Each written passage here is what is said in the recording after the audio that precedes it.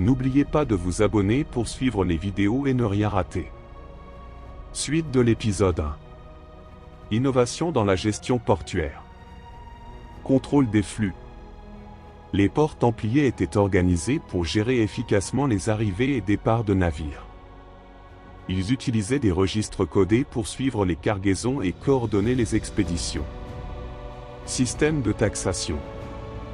Les Templiers imposaient des taxes sur les marchandises transitant par leurs ports, générant des revenus importants. Exemple de ports templiers innovants. Acre, Israël. Port principal en Terre Sainte, avec des entrepôts fortifiés et un tunnel souterrain pour sécuriser les marchandises. La Rochelle, France. Base clé pour les expéditions en Atlantique et en Méditerranée. Ces installations incluaient des quais spécialisés et des chantiers navals. Chypre. Après la chute d'Acre, l'île devint une base stratégique pour les Templiers, avec des installations portuaires adaptées aux longues expéditions. Les batailles navales des Templiers et leurs ports fortifiés témoignent de leur rôle crucial dans le contrôle des routes maritimes médiévales. Leurs innovations portuaires et leur stratégie navale démontrent une capacité d'adaptation et une vision stratégique qui dépassaient leur mission religieuse initiale. Les registres codés dans les ports templiers et les technologies navales spécifiques de leurs galères. Les Templiers excellaient dans l'organisation et la sécurisation de leurs activités portuaires grâce à l'utilisation de registres codés, tout en tirant parti de technologies navales avancées dans leurs galères pour assurer leur suprématie sur les mers. Voici une exploration détaillée de ces deux aspects. Les registres codés dans les ports templiers. Pourquoi des registres codés? Les registres codés étaient essentiels pour protéger les informations sensibles, empêcher les ennemis ou les pirates d'accéder aux données sur les cargaisons ou les fonds stockés, coordonner les expéditions, faciliter la gestion des flux de marchandises entre les ports européens et orientaux, assurer la confidentialité, éviter les fuites d'informations financières ou commerciales. Comment les registres étaient codés? Utilisation de symboles et abréviations. Chaque type de marchandise ou d'objet précieux était représenté par un symbole ou une abréviation. Exemple. Un sac de poivre pouvait être désigné par un simple P ou un symbole spécifique. Les quantités étaient souvent exprimées en chiffres romains ou en combinaisons de lettres. Codage des localisations. Les ports ou entrepôts étaient identifiés par des codes alphanumériques. Exemple. A2 pouvait désigner un entrepôt spécifique dans le port d'Acre. Langue et mélange culturel. Les registres mêlaient plusieurs langues, latin, vieux français, italien, parfois arabe, pour complexifier leur déchiffrage. Exemple. Une note en latin indiquant 50 barilla spisacre pouvait être complétée par des termes arabes pour indiquer le poids ou la qualité.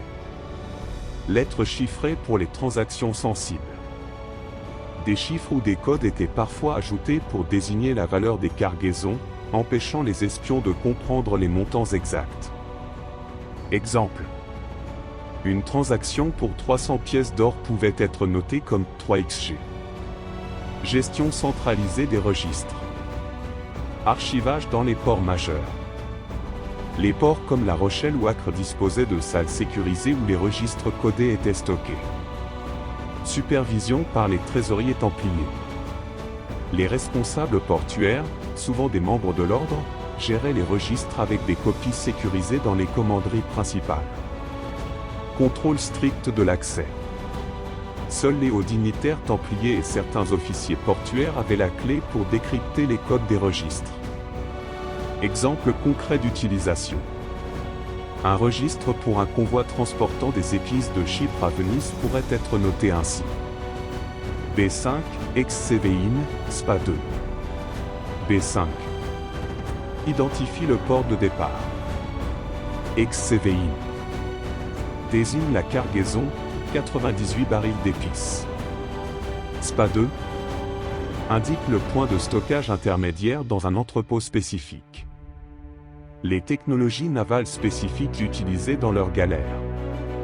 Type de galères utilisées par les Templiers. Galère de guerre. Conçu pour les patrouilles et les batailles navales. Équipé de rames et de voiles pour une grande maniabilité. Armé de balistes ou de trébuchets légers. Galère commerciale. Utilisée pour transporter des marchandises précieuses. Plus grande et adaptée pour maximiser la capacité de stockage. Technologie spécifique des galères. Voile latine. Description. Voile triangulaire permettant de naviguer efficacement contre le vent. Avantages. Idéal pour les eaux fermées comme la Méditerranée, où les vents changeants rendaient les voiles carrées moins efficaces.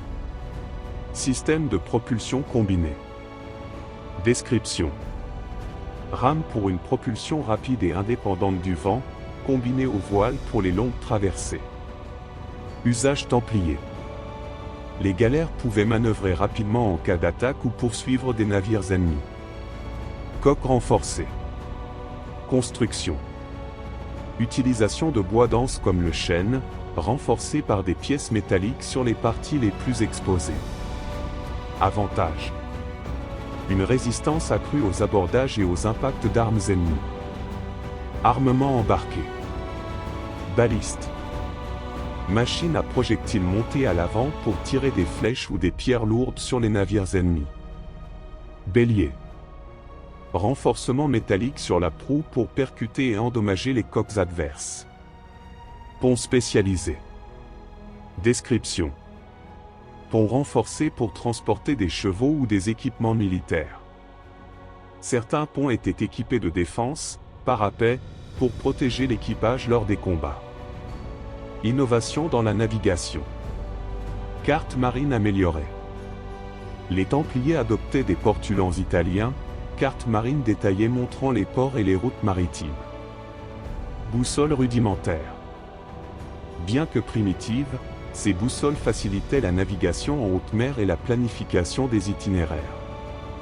Équipage mixte et expérimenté. Les Templiers recrutaient des marins locaux, italiens, arabes ou grecs, pour profiter de leur expertise en navigation méditerranéenne. Exemple d'utilisation tactique des technologies. Galères dans les batailles. Lors de la défense d'Acre, les galères templières utilisaient leurs balistes pour repousser les navires mamelouks, tout en utilisant leurs voiles latines pour manœuvrer rapidement hors de portée des tirs ennemis. Transport stratégique. Les galères équipées de ponts spécialisés ont permis de transporter des chevaux et des provisions pour les croisés débarquant en Terre Sainte, garantissant leur préparation immédiate au combat. Les registres codés et les technologies avancées utilisées dans leurs galères démontrent l'ingéniosité des Templiers dans la gestion et la sécurisation de leurs activités maritimes. Leur capacité à intégrer des innovations techniques et organisationnelles leur a permis de dominer les routes commerciales et de jouer un rôle clé dans les batailles navales médiévales. Les technologies de défense portuaire des Templiers et l'impact stratégique de leurs galères. Les Templiers, en tant qu'ordre militaire et économique, ont investi dans des technologies sophistiquées pour protéger leurs ports, essentiels à leur réseau commercial et militaire. Parallèlement, leurs galères ont joué un rôle stratégique déterminant pour défendre ces ports et sécuriser les routes maritimes. Technologie de défense portuaire des Templiers. Les fortifications portuaires. Murs d'enceinte renforcés. Construction. Les ports templiers étaient entourés de murs épais en pierre, souvent renforcés par des tours de guet. Les murs étaient conçus pour résister aux tirs d'artillerie primitive, comme les trébuchets, et aux tentatives de sape. Exemple. Le port d'Acre comportait un mur d'enceinte double, avec une première ligne défensive vers la mer et une seconde protégeant les entrepôts et les habitations. Tours de guet avancées. Caractéristiques. Ces tours étaient positionnées stratégiquement le long des murs pour surveiller les approches maritimes et terrestres. Équipées de postes de tir pour les archers ou des balistes légères. Avantage. Permettait de détecter les attaques bien avant que les navires ennemis n'atteignent le port. Système défensif maritime. Chaîne maritime. Description. De lourdes chaînes en métal étaient tendues à l'entrée des ports pour empêcher les navires ennemis d'y pénétrer. Fonctionnement. Fixée entre deux tours ou piliers, elle pouvait être levée ou abaissée en fonction de la situation. Exemple notable. Le port de Marseille utilisait un tel système pour protéger ses quais des incursions.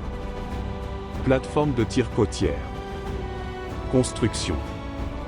Des plateformes en pierre ou en bois, situées près de l'entrée des ports, étaient équipées de trébuchets ou de balistes pour défendre contre les navires attaquants. Avantage stratégique. Ces armes permettaient de frapper les navires ennemis avant qu'ils n'atteignent les quais. Innovation sous-marine. Système d'obstacles submergés. Description. Les Templiers installaient des pieux ou des rochers submergés dans des zones stratégiques des ports. Ces obstacles invisibles pouvaient endommager les coques des navires ennemis s'ils tentaient une attaque surprise. Système de pièges sous-marins. Fonctionnement. Dans certains ports, des filets renforcés ou des barres métalliques étaient utilisés pour immobiliser les navires intrus. Tunnels et voies de secours. Tunnels de fuite. Rôle. Les tunnels permettaient aux défenseurs de déplacer des marchandises précieuses ou de fuir en cas d'invasion. Exemple. À Acre, un tunnel reliait le port à la maison mère templière, facilitant l'évacuation des fonds et des troupes. Voie de ravitaillement. Les tunnels servaient également à acheminer discrètement des provisions ou des armes vers les zones en danger. L'impact stratégique des galères templières. Rôle des galères dans la défense des ports. Patrouille et dissuasion. Description. Les galères templières patrouillaient les eaux proches des ports pour dissuader les pirates ou les ennemis d'approcher. Avantage stratégique. Maintenir une présence navale constante autour des ports réduisait les risques d'attaque surprise. Soutien lors des sièges. Description. Pendant les sièges portuaires, les galères fournissaient des renforts en troupes, des armes et des vivres. Elles intervenaient également pour attaquer les flancs des flottes assiégeantes. Exemple. À Acre, 1291, les galères templières ont tenté de briser le blocus mamelouk en attaquant leurs navires de ravitaillement. Galères pour le commerce et la diplomatie. Protection des convois commerciaux. Description.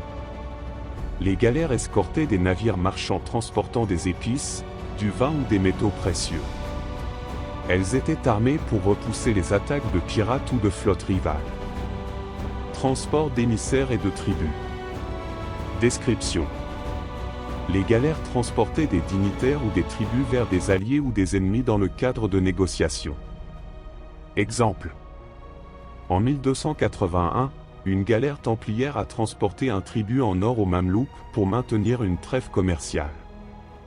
Rôle militaire des galères dans les croisades. Invasion amphibie. Description. Les galères étaient utilisées pour transporter des troupes directement sur les plages lors des invasions. Exemple. Pendant la troisième croisade, les galères templières ont participé au débarquement de troupes à tir. N'oubliez pas de vous abonner pour suivre les vidéos et ne rien rater. À suivre l'épisode 3.